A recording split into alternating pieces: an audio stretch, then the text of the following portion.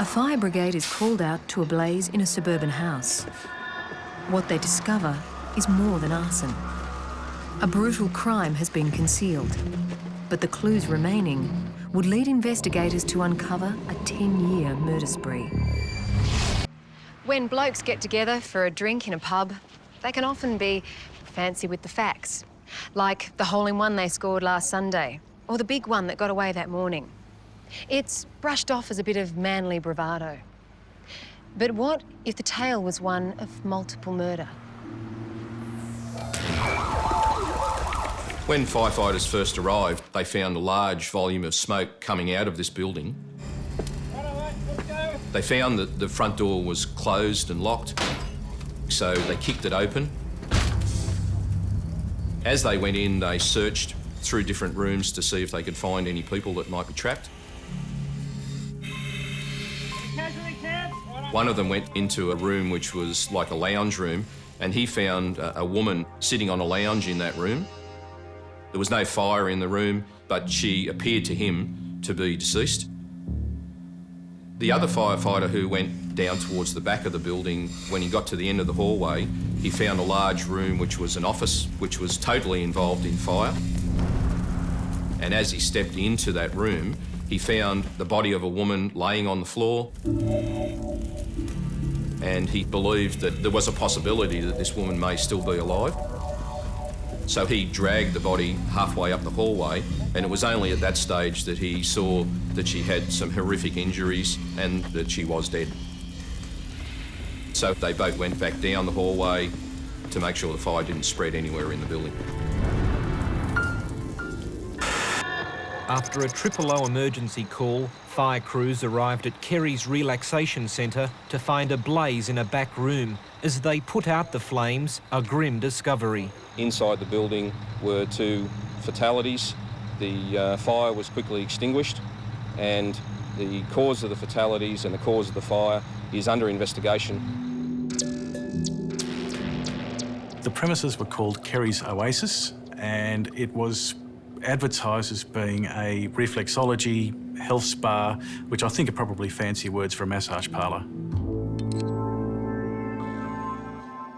The 2 victims inside and the crime scene evidence surrounding them were giving police a strong indication of what had taken place.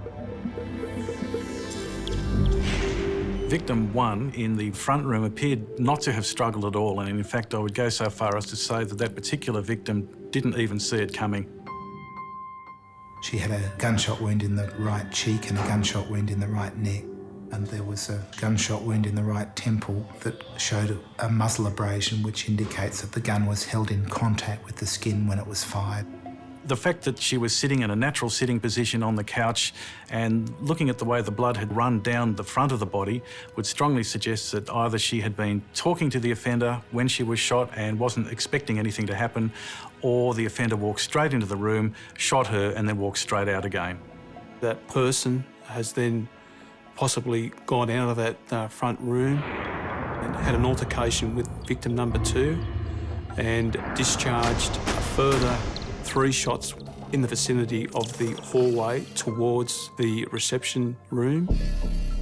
Inside the reception area, 2 walls had sustained bullet impact damage, and a humidifier had also been completely penetrated by what appeared to be a bullet. We also found some groceries. We found a can of baked beans that had a dent in it. We found some newspaper that had blood on it. It was reasonably obvious that there'd been some sort of gun battle or event had taken place in that room. Down the hallway, there was an amount of blood smearing up on both sides of the hallway. There was a water cooler which had been knocked over, which once again suggests that a struggle occurred in that hallway. While her body had been dragged by firefighters into the hallway, victim number 2 had made it to the far room. A pool of blood remained at the place she died. There were some obvious cuts on the face and neck. There was quite a lot of damage to the face, which usually indicates somebody who's got a fair degree of dislike for the person. She also had a gunshot wound in the right eye, and I think it was probably the finishing shot. So both of the victims had been finished off with fairly close-range gunshot wounds. It looks like an execution. One of the victims was discovered near the office. She'd been stabbed, her throat slashed. Police believe she's the 40-year-old manageress. Her 52-year-old de facto husband collapsed in shock after being told she was dead. Leave him! It was explained to him that he couldn't go in because it was a crime scene, and firefighters grabbed hold of him to stop him from going in there, and at that point he collapsed onto the street, and we immediately called for an ambulance to come and tend to him. As he was taken to hospital, detectives looked at his car that had been abandoned on the street.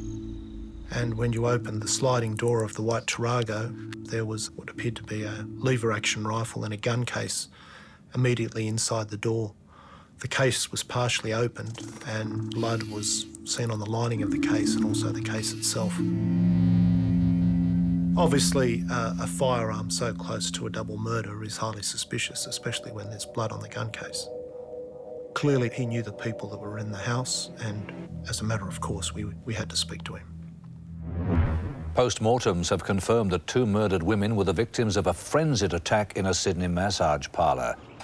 The killer set out to destroy as much evidence as he could, but the flames did not spread quickly enough to hide the secrets of his horrific crime.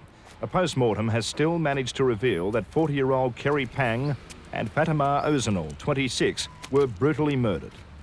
Pang had been stabbed numerous times, her throat had been cut, and she had sustained a gunshot wound.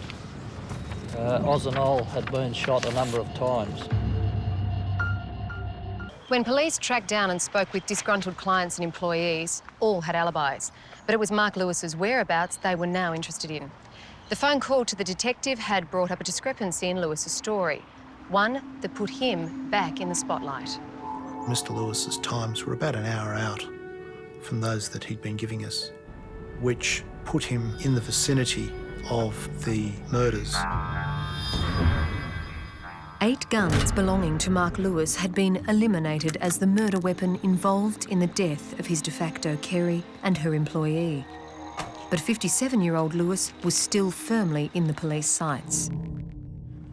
Would you care to tell me firstly about your relationship with Kerry Pang? Kerry and I lived together in a de facto relationship. We've had a de facto relationship now on and off for 4 years, 3 to 4 years. I broke up my marriage 3.5 years ago after 32 years, and during the last 3.5 years we spent 99% of that time together. I think a week here and a week there we might have been apart, and even when we were living apart we're still sleeping in the same bed, going to each other's house. We spoke to a lot of friends and associates of both people. There were suggestions of infidelity on the part of Kerry. There were suggestions of a fairly insane jealousy on the part of Mark Lewis.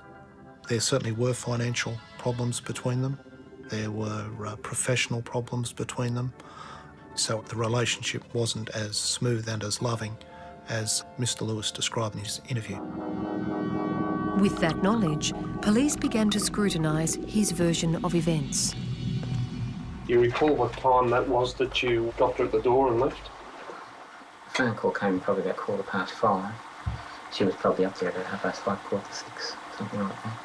So we'd have been down there at 6, 5:15. It was true Kerry had gone to her de facto's massage parlour at West Ryde, and she had made a call to the police. Hi, could I have Dick Ledgford call me urgently? It's Kerry Pang. Thank you. But telephone records and one of Mark Lewis's employees put her there at 6:45 p.m, not 5:45 p.m, as Lewis had claimed. I had not butterflies in my stomach, but I felt funny in the stomach. She said, well, how about we take Chris back to Gladesville and we'll close West Ryde? I said, yeah, that's a good idea. Chris, who was Mark Lewis's worker, decided to stay. She told the police that the two left at 7 p.m. in separate cars, and that Kerry had called her just before she reached the massage parlour. Phone records confirming it was 7:18 p.m. Do you recall what time that was that you got her at the door and left? So we'd have been down there at 6, 5:15. Only 12 minutes later, the firefighters were called. Kerry and her employee were already dead. Now, in Lewis's account, by 7:30 p.m, he had already been back at his business for half an hour. After you left Gladesville, where did you go? Back to the front. And what time approximately do you think that you arrived back there? As I said, would have been from the news. Would have been about, I suppose, About 7. could have been 10 minutes either way. The woman working at the West Ryde massage parlour with Lewis on the night told us that he'd returned about 8 p.m. from Kerry's place. It indicated that Mr. Lewis's times were about an hour out from those that he'd been giving us, which put him in the vicinity of the murders, pretty close to the time that they may have occurred. Then there was the rifle bag and Mark Lewis's clothes that were removed for evidence on the night of the murder. On the shirt and the shorts and the shoes, I found very small areas of staining, which a preliminary test then tested positive for blood. I also tested the rifle bag, and on a number of areas on the outside of the rifle bag, there were very small stains, and inside there were also small stains which could have been blood.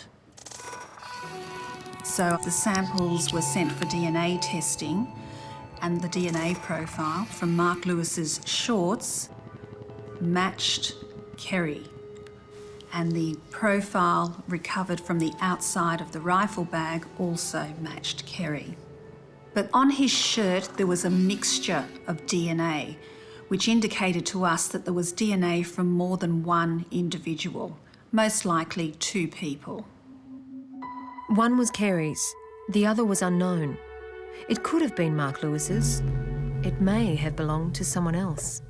We had to remember, of course, that Kerry was Mr. Lewis's partner. She travelled regularly in the vehicle and obviously regularly had close contact with him. So evidence of her blood on his clothing in the amounts that it was there were not suggestive by themselves that he was involved directly in the murder.